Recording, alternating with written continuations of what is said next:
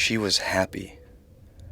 As a young prince who had been held captive is taken straight from the gloomy prison and harsh jailer to be lifted to the throne by an exultant people.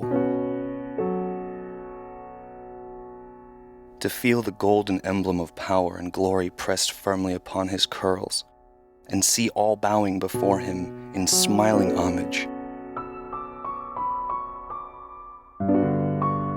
So she had stepped from her quiet chamber into the world, and all had hailed her as a queen indeed. All had bowed smiling before the might of her beauty. There is a flower called the pearl hyacinth, and as that is blue, so were her eyes in color.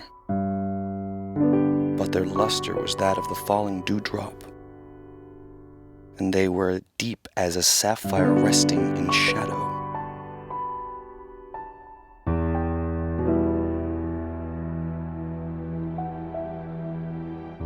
They could fall as softly as sweet music that dies, and glance up exultant as a fanfare.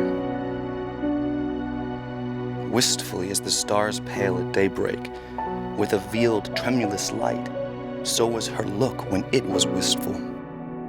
It could rest with such smiling intimacy that many a man felt it like a voice in a dream, far away but insistent, calling his name.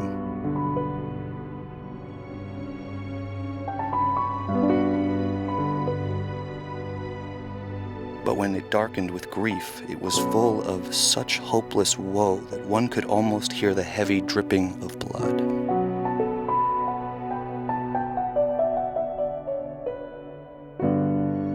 Such was the impression she made, and she knew it. But not wholly. Had she been older and fully conscious of her beauty, it might have turned her to stone. She might have come to look upon it as a jewel to be kept burnished and in a rich setting that it might be the desire of all.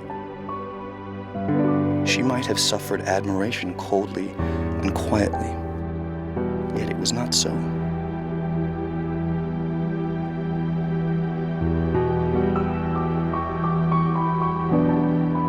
Her beauty was so much older than herself,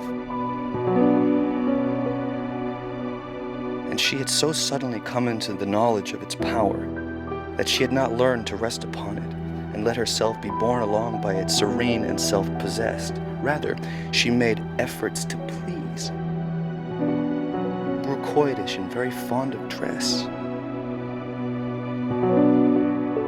while her ears drank in every word of praise, her eyes absorbed every admiring look, and her heart treasured it all.